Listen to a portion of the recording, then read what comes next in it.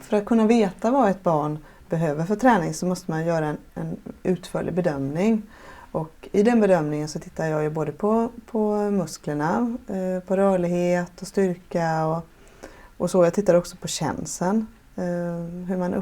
Vi kan ju inte mäta känsel med någon maskin, men vi kan få en upplevelse av hur barnet uppfattar beröring och så inne i munnen. Så vi har ett test som heter NOT S som är ett screeningtest för orofacial funktion. Och det är då bilder som barnet tittar på och ska göra rörelser. Och det är också en intervjudel där föräldrarna, kanske då tillsammans med barnet, svarar på frågor om hur man upplever hur det går att tugga och svälja och prata och så. Eller behöver man inga redskap helt enkelt. Ett redskap som vi använder mycket det är en munskärm som ju syftar till att stärka muskulaturen i läpparna och även i kinderna. Och det är ett ganska enkelt redskap och som faktiskt fungerar bra för många barn. Om man tolererar att ha ett redskap i munnen så brukar det fungera bra. Det är inte så krävande träning. Och då håller man fast den här skärmen mellan läpparna och tänderna och så drar man försiktigt i den. Och så försöker man öka då hur länge man kan hålla kvar den och med vilken kraft. Och jag har också möjlighet att mäta hur starkt barnet är i läpparna med en läppkraftmätare. Och det är ju oerhört värdefullt för då kan jag ju mäta styrkan i läpparna innan träning och styrkan i läpparna efter träning. Och det fungerar ofta som en väldigt stark motivation när man kommer tillbaka efter några månader och det visar sig att barnet har blivit 3 gånger så stark i läpparna. Så känner man sig väldigt sporrad att fortsätta träna. Så det är väldigt roligt när man kan visa på det. Och det är nästan alltid som jag ser ett resultat. Och det är klart, tränar man på någonting så blir man ju bättre. Det här handlar ju om muskelträning.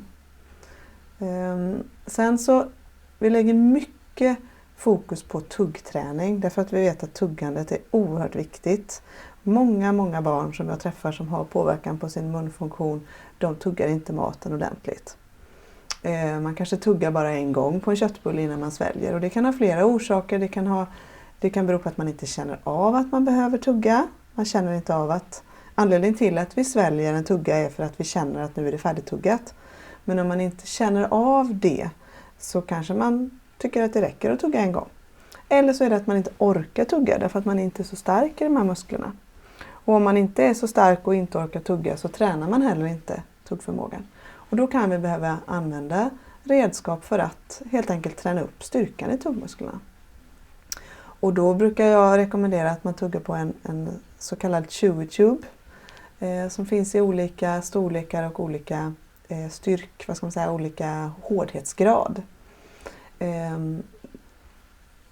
Man kan också tugga på en Z-vibrator. Vissa barn behöver mer information för att de ska hitta den här tuggrörelsen. För har man aldrig tuggat så kan man behöva guida barnet till att hitta tuggrörelsen. Sen rekommenderar vi ofta att man använder mat i olika konsistenser. Och, man kanske börjar med väldigt lättsmält mat som ostbågar eller olika snacks och så. Eller väldigt mjuka bitar. För att sen när man känner att barnet behärskar det kan man öka svårighetsgraden. Det är ju väldigt viktigt när det gäller just tuggträning att barnet och föräldrarna känner sig trygga så att man inte är orolig för att barnet ska sätta i halsen eller inte kunna hantera tuggan. Så det är ju jätteviktigt att det sker under väldigt kontrollerade former då om man är rädd för att ett barn till exempel ska sätta i halsen. Men tuggandet är oerhört viktigt för matsmältningen och för att känna mättnad och det är också viktigt, de här musklerna är väldigt viktiga för bettutvecklingen också. Så att är det någonting som jag brukar framhålla när det gäller träning så handlar det mycket om tuggträning. Och stimulering av känseln då som är nästa viktiga del i nästan alla våra träningsprogram. Därför att många av de barnen vi träffar har någon form av påverkan på känseln då. Och det är antingen att man känner för lite eller att man reagerar för starkt på beröring. Och egentligen kan man säga att träningen ser ganska lik ut oavsett vad det är vilken typ av svårigheter man har. Fast man får naturligtvis lägga upp den på olika sätt. Är man för känslig för beröring så kan man behöva desensibilisera, som vi säger med ett tjusigt ord, och att vi vänjer barnet väldigt successivt vid beröring. Och då kanske man börjar med att beröra i händerna och på kroppen och utanpå på kinderna. Och, man kan göra det på ett strukturerat sätt med massage enligt ett visst program. Och sen försöker man vänja barnet vid beröring i munnen då.